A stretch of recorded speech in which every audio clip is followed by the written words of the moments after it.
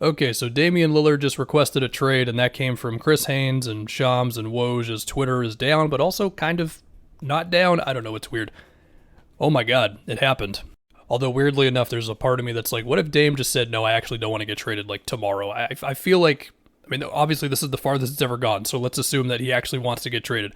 Did the Jeremy Grant signing that just didn't hit for Dame like that? I guess based on that thing he said before, like we'll see what happens in free agency. Man, the Blazers just gave Jeremy Grant 5 years, 160, and then Dame asked for a trade the next day. That's kind of rough. Look, I don't want to get too sentimental about Dame's time with the Blazers. I think when the trade happens, if it happens, all that, then we can really have that discussion.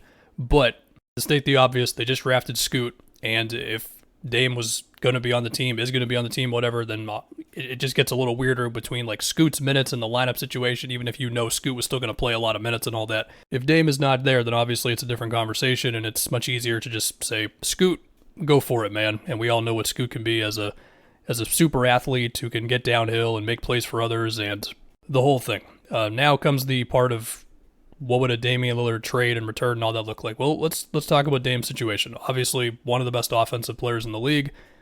The gravity he has basically from crossing half court, pretty much, especially coming around screens at the top of the key.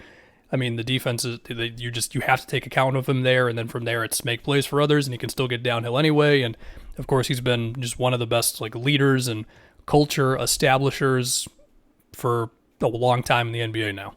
But to go along with all that, look, he's going to be entering, I want to say his age 33 season. He just had his age 32 season. He, of course, had that abdominal injury 2 years ago to where he only played 29 games in the 2022 season. He played 58 games this previous season. And he's going to make $45 million next season, and that contract goes all the way until he's making $63 million on a player option in 2027. It seems like the Heat and the Nets are the two most popular teams. That's what Chris Haynes just tweeted. And, I mean, there was that thing on that podcast or whatever it was where Dame said, yeah, if it had to be a team, it would be Miami.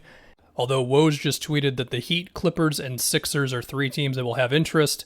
Shams tweeted that Dame has told the Blazers he specifically wants to go to the Heat. And, then it becomes the conversation of what should the Blazers want in a return? Do they want to prioritize picks? Because I believe Miami can move 3 picks. I might be wrong on that one. If you want to talk about the Nets, like they've got those future Suns picks from the KD trade.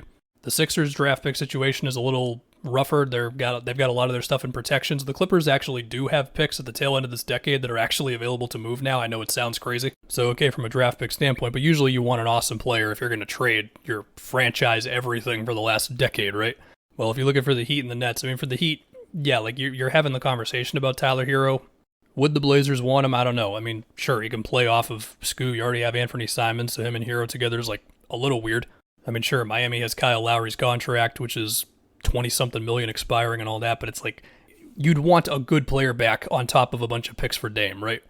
But that gets kind of awkward because I just feel like Philly doesn't want to trade Maxey for anything. But if Maxey's not in the move, then I don't really see how the Blazers can get a good return for Dame from Philly given their pick situation. And then for the Clippers, I mean, the same thing you could say about the players that the Sixers could get back in a potential Harden thing. It's the same thing with the Blazers where it's like you could get good players, but, you know what I mean? Because I'm assuming PG is not moving in a deal. So I don't know. If I didn't sufficiently bring up enough teams, then that's my bad. But I guess just to imagine Dame, like if you want to imagine Dame on the Heat, as a Celtics fan who's had to deal with Miami knocking him out a number of times now, yeah, that's terrifying, man. If Damian Lillard is next to Jimmy Butler and Bam, because you think about a team that can cover for the fact that Dame is, of course, not exactly Gary Payton when it comes to defense, let's put it like that, but the driving force that he can be on offense for them or whoever he may end up on, yeah, it's massive, man. And I guess the last thing I can say about this, will this be the type of thing where the Blazers want to address this in a week? Like, hey, man, we got to do this and get on to the next stuff? Or is this going to be like, let's drag this out and see if we can get the best possible offer? I don't know. The other thing, too, is could this just lead to the Blazers then, like, I would say try to find something for Nurkic, but given his contract in the years, like, you might have to attach something, and I just don't really know if that's worth it. But, yeah, I mean, the biggest potential thing here is, like, this really is the beginning of the Scoot era with the Blazers. I mean, I know Simons dropped 20 points a game this previous season, but okay, man. I mean, Scoot's going to be given the reins if this trade ends up happening. So, yeah, man, good stuff.